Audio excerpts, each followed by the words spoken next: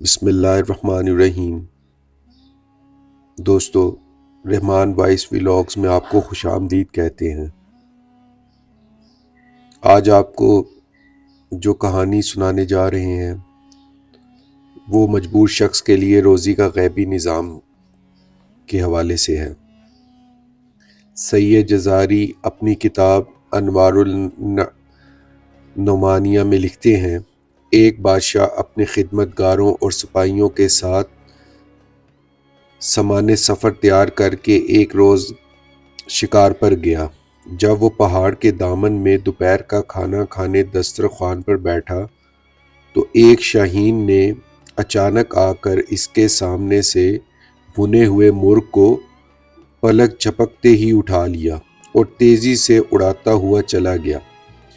بادشاہ یہ بنا ہوا مرغ کھانا چاہتا تھا، لیکن وہ دیکھتا ہی رہ گیا۔ اس نے فوراً ہی اپنے سپاہیوں کو حکم دیا کہ گھوڑوں پر سوار ہو کر شاہین کا پیچھا کریں اور مرغ واپس لے کر آئیں۔ فوراً ہی لشکر روانہ ہو گیا، یہاں تک کہ شاہین کا تعاقب کرتا ہوا پہاڑ کے دامن میں جا پہنچا، اور اس کے بعد جب سپاہیوں نے دیکھا کہ شاہین پہاڑ کی دوسری جانب جا چکا ہے تو فوراً ہی یہ سپاہی گھوڑوں سے اتر گئے اور پہاڑ کی بلندی پر جا پہنچے۔ پہاڑ کی دوسری جانب پہنچنے کے بعد انہوں نے بڑا عجیب و غریب منظر دیکھا۔ ان کے سامنے ایک شخص تھا جس کے ہاتھ اور پاؤں بندھے ہوئے تھے اور وہ زمین پر پڑا ہوا تھا، اور بنا ہوا مرغ دسترخوان سے اٹھا کر لانے والا شاہین بڑے مزے سے اس شخص کی مہمان نوازی کر رہا تھا۔ وہ پرندہ اپنے چونچ سے گوشت نوچ نوچ کر اس شخص کے منہ میں ڈال رہا تھا۔ اس کے بعد وہ اڑا اور کہیں سے اپنی چونچ میں پانی بھر لایا۔ پھر اس نے یہ پانی بھی اس شخص کو پلا دیا۔ سپاہی اس شخص کے قریب پہنچے اور اس کے ہاتھ پاؤں کھول کر پوچھا کہ یہ کیا ماجرا ہے؟ تو اس نے سپاہیوں کا شکریہ ادا کرتے ہوئے بتایا، میں ایک تاجر ہوں، تجارت کے سلسلے میں اپنا مال و اسباب لے کر جا رہا تھا کہ اسی راستے میں ڈاکوؤں کا سامنا ہو گیا۔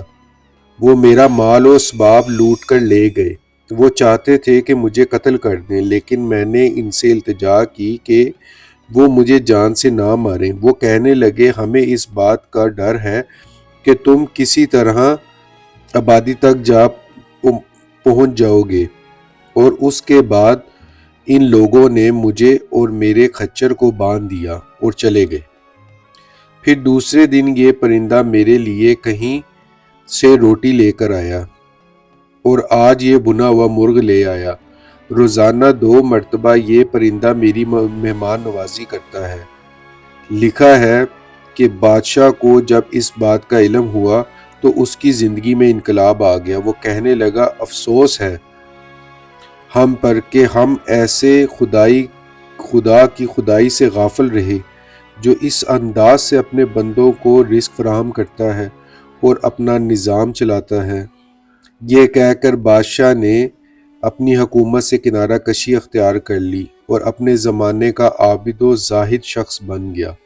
سبحان اللہ۔